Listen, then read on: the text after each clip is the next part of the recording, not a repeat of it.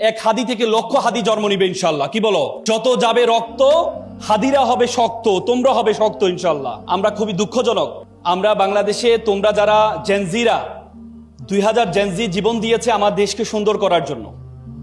আমাদের দেশের যে সংস্কৃতি এত বছর ধরে তৈরি হয়েছে সেই সংস্কৃতিকে পরিবর্তন করার জন্য জেনজিরা তাদের তাজা রক্তটুকু বিলীন করে দিয়েছে।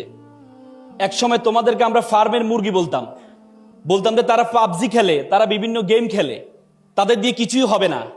সে জেনজিরা আমাদের 17-18 বছরের যে জঞ্জাল, সে জঞ্জাল থেকে মুক্ত করে যে জেনজিরা স্লোগান দিয়েছে, বুকের মধ্যে অনেক ঝড়, বুক পেতেছি গুলি কর, সেই জেনজিদের কারণেই আমরা এই সুন্দর দেশ পেয়েছি।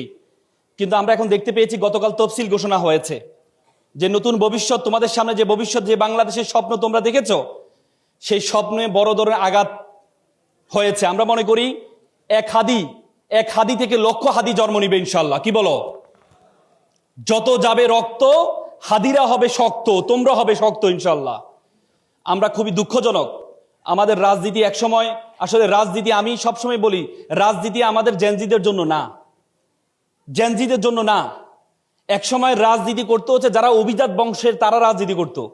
আর এখন আমরা দেখতে পাই যাদের কোনো পেশা নেই, যাদের কোনো কাজ কাম নেই, যারা সন্ত্রাসী, যাদের কোনো টাকা পয়সা নেই, যাদের কোনো পড়াশোনা নেই, তারা রাজনীতিতে আসে। কিন্তু তোমরা যারা জেনজিরা, তোমরা সামনে আসছো রাজনীতিকে পরিবর্তন করার জন্য। আমি ওদিন একটা হাদিস পড়ে খুব অবাক হলাম।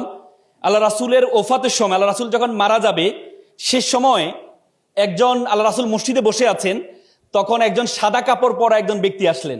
ব্যক্তি এসে আল্লাহ রাসূল হাঁটুর সাথে হাঁটু বসলেন। বসে আল্লাহ রাসূলকে জিজ্ঞেস করলেন, আচ্ছা কিয়ামত কখন হবে? আল্লাহ রাসূল বলছে, আমি জানি না।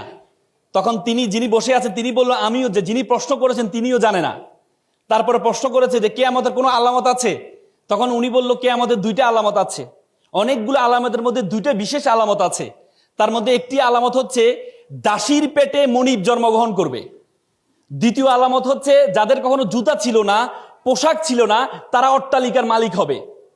তোমরা কি মনে করো সমাজে কি আমরা এখন দেখতে পাচ্ছি না?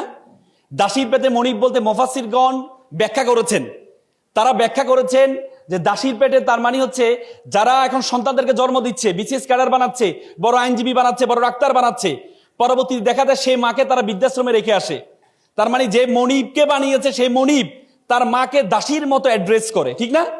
তার মানে কিয়ামতের সে আলামত শুরু হয়েছে। দ্বিতীয় যে আলামত, সেটি হচ্ছে যাদের জুতা ছিল না।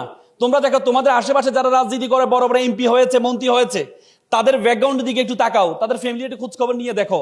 তারা কখনো ড্রাইভার ছিল, নেতার কখনো ড্রাইভার ছিল, নেতার কখনো চামচা ছিল, যাদের কোনো পড়াশোনা নাই, চাঁদাবাজ ছিল, তারা পরবর্তীতে এমপি হয়েছে, কোটি কোটি টাকার মালিক হয়েছে না?